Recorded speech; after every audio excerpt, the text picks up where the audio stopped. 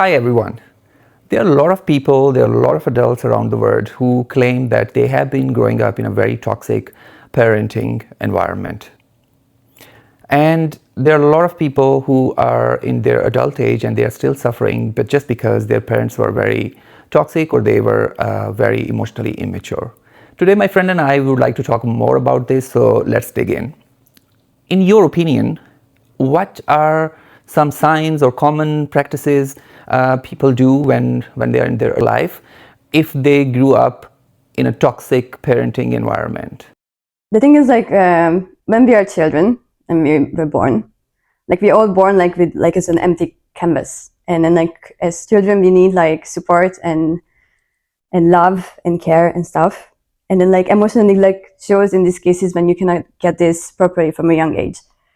And with this neglect, one learns that one's emotions doesn't matter. In adult life, it comes back quite often, unfortunately. But when you get into relationship and stuff, because you kind of just belittle yourself because you think your emotions don't matter. So what I'm understanding is that a person who grew up in a household where parents didn't recognize your basic emotions or the emotions which should have been recognized, if they don't, and then you become an adult person, you will not recognize or validate your own emotions, right? This is what you said, and you most probably will end up with someone in a relationship or something who also doesn't recognize your emotions, because this is what you learn from your own household, from your parents.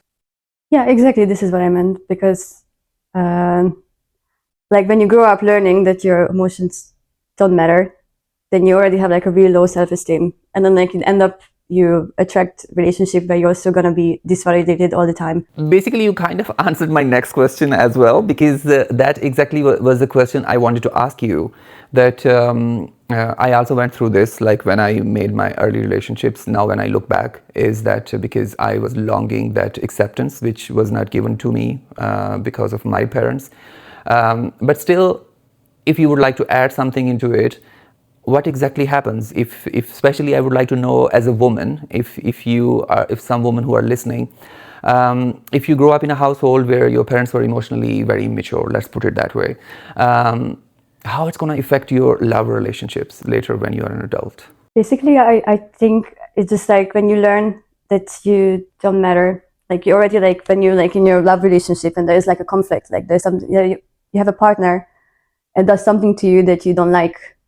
Then you're always going to excuse this behavior instead of validating your own feeling. Right. Yeah. For example, your partner cheats on you and stuff, and then instead of saying hey, actually it was really painful for me, you shouldn't have done that. Yeah. You're always going to say, okay, maybe he did it because I was not available, and Yeah.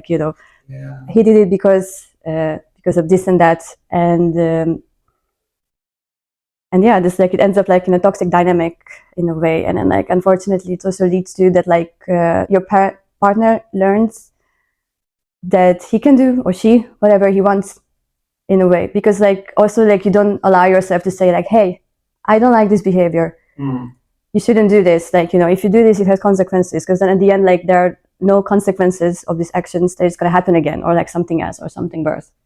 And this is also leads to toxic dynamics. I think it's a little bit because of the boundaries thing as well, because you never learned how to create boundaries, right? Because your parents never respected your boundaries. And I think from a very young age, a child learns, even you don't teach the child what are boundaries, but if your parents are not respecting your boundaries, you don't know what are your boundaries. So I think it affects your love relationships as well later, as you gave a very beautiful example, that even your partner cheats on you because we don't have our boundaries. We don't understand where to say, okay, this I'm not going to accept. No, this is a no. And I'm not responsible for your behavior where you effed up, right?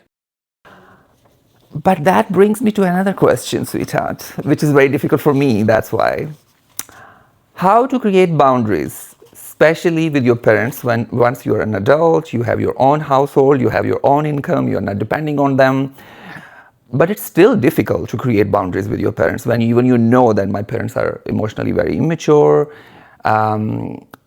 including me. A lot of other adults I have seen that they are we did everything to make our parents to understand where we were hurt, and we know that they were also hurt from their past. We know their traumas as well, but we just want that they acknowledge our experience when we were kids, and there were a lot of things where we wanted them to be as a parent, and they were not available there. It could be emotionally or physically, but it doesn't work. And then trauma is going in circles and circles and circles, and then you're like, okay, I'm going to create my boundaries. First of all, what is your take about it, and how to create boundaries with your parents who are emotionally very immature? This is, I think, a very difficult thing to do, because like you were programmed in a very young age that you're not allowed to have your boundaries and your feelings. Personally, for me, it started with a very painful experience. And then like there was a moment when I just said like, this is not something I would like to accept in my life anymore. So usually it just starts with a hard no. Then you say like, you see how your body reacts on certain behavior, and you allow yourself to say like, I don't deserve this. I'm allowed to say that like, I don't deserve this. I don't have to excuse any kind of behavior anymore just to keep the peace, just because that's my mom, just because that's what society expects from you.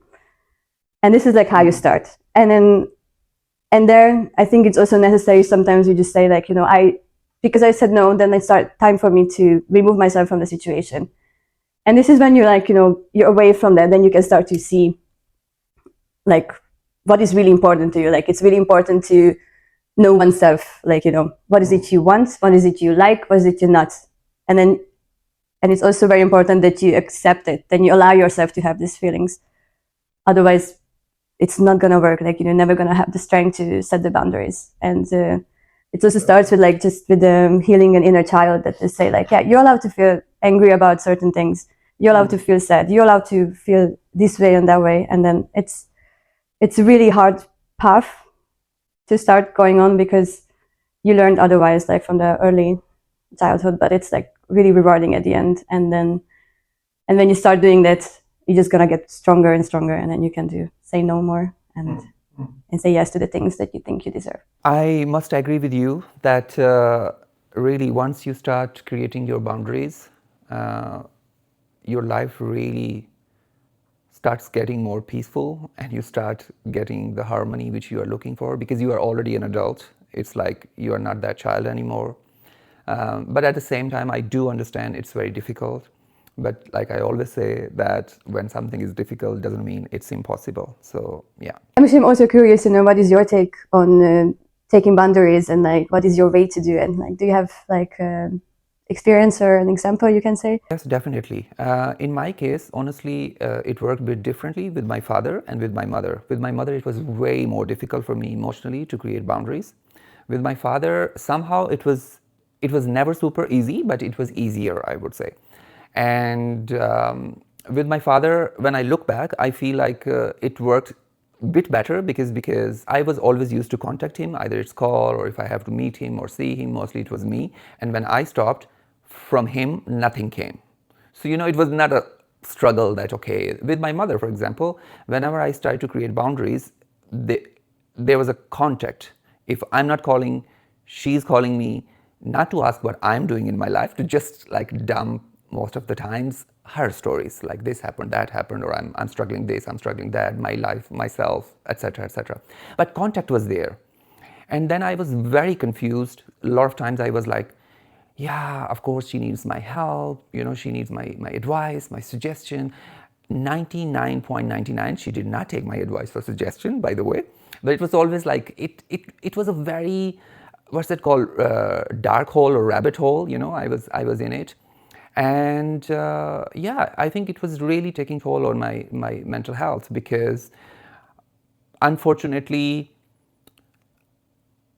in my opinion, she was stuck in certain situations for years, and she didn't want to come out of it. And therapy was not the question for her, like it was a no, like in big capital letters. Then yeah, I was like, yes, I need to do something about this.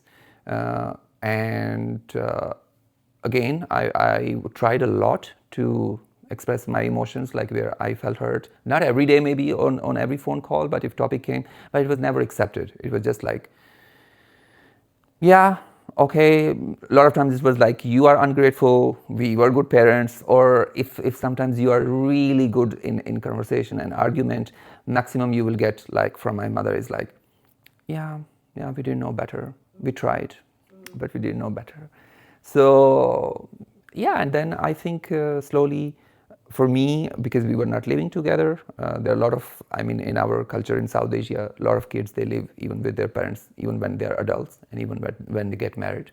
In my case, luckily, that was not the case. So I was like, yeah, okay, meeting once a year or twice a year, making phone calls, not so often. There were times like we were literally on the phone every day, but then it reached on 1 week and 2 weeks and then something like that. But I think this is really important. I can't put more pressure to this. If you are clear that your parents were toxic parents, your parents were emotionally immature, and you are going through certain trauma, I think one of the first thing what we do is we try to change their mind when we are already adult. I'm talking about that time. We believe somewhere that, okay, we will say something so nice, or we read some book or something and we are like, okay, we are going to talk about this to our parents, this will work this time, and it doesn't work. So you can change their mind. Please stop doing it. Create your boundaries and start working on your happiness, on your peace, loving yourself. As you said, I love that. Basically, I also believe this, giving your inner child that love, which unfortunately your parents couldn't.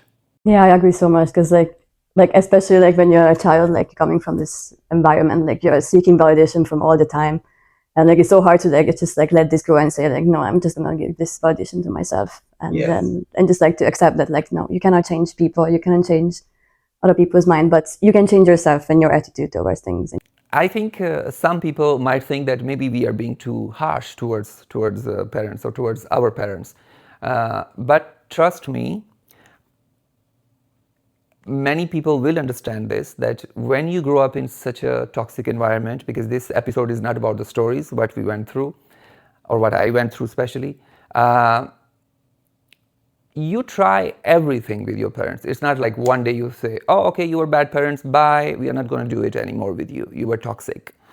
It's not like that. I think I'm going to turn almost 40 soon, and I think like literally 1 or 2 years ago, I finally understood these things very well. That, okay, I need to really create some boundaries, because otherwise I'm still in that loop. So it's not being disrespectful or being negative towards parenting or towards parents. There must be some good parents, but yeah, around the world, some. But yeah, I mean, because I went through this too, really. A lot of people, of course, a lot of people agreed with me, but there were a lot of parents, or there were a lot of people as well. They said, yeah, but you are not seeing their story, the other perspective. And I'm like, sweetheart, I have seen like thousands of times their stories. I know their traumas and everything, but it does not give this my story is also valid, long story short, right? Exactly. So come on. Yeah, exactly. You also deserve to be like heard and Absolutely. validated, and like if nobody else can give you that, you have to give it to yourself. And sometimes it results that you have to take distance and say like, no, I cannot be around this person anymore because it harms my mental well-being. And you have like the most important person in your life is you, and you cannot be responsible for anybody else's happiness. You have to be responsible for your own. And sometimes unfortunate results that you have to say like, sorry, I'm gonna remove myself from the situation. And yeah, but it is really hard because like a lot of people don't understand it. And it was also really hard for me that like I personally, I kind of hoped when I removed myself from the situation that like that maybe they're gonna see that like something is wrong, and they're gonna reach out and they're gonna say sorry, let's do it another way. Yeah. And it never happens. So it's also like really hard to like accept it, that like it might never happen that they see that they harmed you in any way. And then also their family is gonna come like, yeah, you should do this, you shouldn't do this, like you have to be there, you have to do this because it's your mom. But then you have to stick to your boundaries, because that's what is going to give you peace at the end. Since you said that, another story came in my mind, is that, of course, I have been telling my father time to time where I felt hurt or et cetera, all the tries what you do. And he kind of never accepted. It was never valid. And one time I remember he was like, you have to tell me properly, like, what exactly do you mean? Then I was like, and he was very angry on me. There was something, he was very angry on phone. I said, okay, Dad, let's not fight or let's not argue, okay? Maybe I will write down something to you and I will tell you, or then it came in my mind that, okay, I will record the whole thing since my childhood. And I said multiple times in my voicemail as well, Dad, it's not that to prove you that you're wrong. Please listen this story from my perspective only, as a child. When I was like 4 or 5 years old, how did I feel, or 10 years old, and the story was long. That message was for 2 hours, and I'm very proud of it still. And then I send it, I'm waiting for the answer, I'm waiting like 1 day, 3 days, 1 week, 2 weeks, 2 months. After 3 months, he replied, he said, sorry, I'm replying a bit late. And I'm like, it's already 3 months? Well, I don't know what to say. I would say we both were unlucky. I swear that was his answer. We both were unlucky. And I remember at that time I thought, no, I'm not going to do this to myself. I'm not unlucky. I am lucky. And I'm going to love myself. I'm going to make myself even more lucky. No, I'm not going to do that. And this is the hard part about like setting boundaries. Yes. But it's rewarding at the end. Like you should. I swear, I was going to say the same thing. I was like, I want to add this here, that especially for all of those people who are listening, there is other side of it, which is much brighter, much greener, and much happier. One more opinion I would like you to share with me. Where to start? I mean, those kids who go through traumatic childhood, it really stays. It's really hard. Perhaps getting rid of it is not possible, like totally, or perhaps it is. I'm not very sure about it, but where to start, what they can do. They are already adults, for example. They have their own lives now. They have their own relationships. Perhaps they have their own kids. From where they can start their healing. I think it starts with grieving. And nice. Yeah. What do you mean by that? It is like that you allow yourself to feel sad about like the childhood you didn't have, the neglect, the lies, the betrayal, like the loneliness, and just to sit with yourself, and you have to feel your feelings, like, because like since you were like coming from neglecting parenting, then you learn that like your feelings are not valid, and it also like leads to that like, then if my feelings are not valid, then I should ignore it, like like you're pressing it down, and like it still stays there, and it's gonna come out in one way or another. In a way to like let it heal, like you have to like sit with yourself and just feel this feeling, and then like you should cry, you should be angry, you should write, you should sing, and allow yourself to feel these feelings, like, and validate yourself. And I think it's like the very first step that you can start the healing process. And after like just like setting the boundaries and learn about yourself, like this is like the next step, and then like allow yourself to feel a certain way, like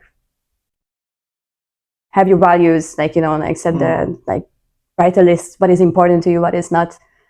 And it's like also come to the boundaries, like, and it's just like there are like things like non-negotiable things, like like there are some certain, like it's very extreme, but like if someone is like violent and stuff, yes, like like you can allow to say like, no, I'm not going to accept someone in my life who is violent with me, and then like then you can start a healing process. Like first I think you usually start with the things that you learn about, the things you don't want, and then it slowly is gonna like build up the things that like you want. And then like and then you have the right to choose your own family and the people around you. Yes, very, very true. Yes.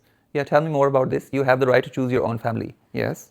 Yeah. And what do you mean by that? Because like in the end, like at the beginning, like like you were programmed to be in a certain way, and then like if you're gonna like handle yourself in this way, you're gonna attract the same people who are gonna handle you the similar way.